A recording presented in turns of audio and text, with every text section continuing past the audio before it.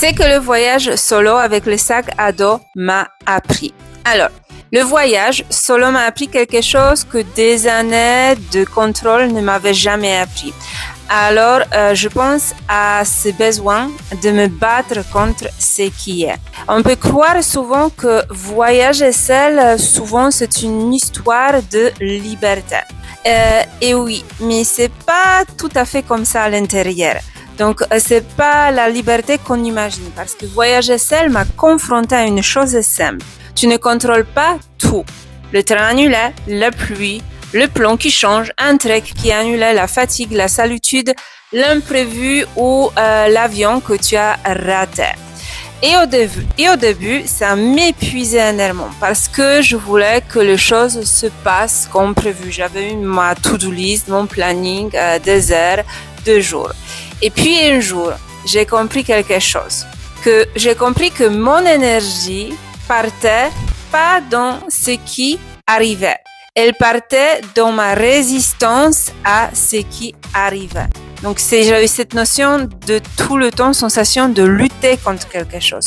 J'avais cette notion de vouloir lutter contre le réel, de toujours dire quelque chose, de me révolter.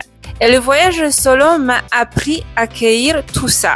Pas la résignation, mais l'accueil. Accueillir ce qui est là sans passer mon temps à vouloir que ça soit autrement. Et paradoxalement, c'est là que je me suis sentie plus libre. Parce que la liberté, ce n'est pas que tout soit parfait autour de toi. C'est ne plus être en guerre permanente avec la réalité. Ce que j'ai appris pour moi, et c'est selon moi, c'est arrêter de perdre son énergie à contrôler l'incontrôlable. C'est un peu bizarre, mais c'est comme ça que je le ressentis. C'est apprendre à bouger avec la vie plutôt qu'à lutter contre elle. Et honnêtement, c'est que le voyage solo m'a appris. Je le ramenais dans ma vie entière. Ça a mis le temps pour décanter, mais aujourd'hui, je le vois avec cette distance.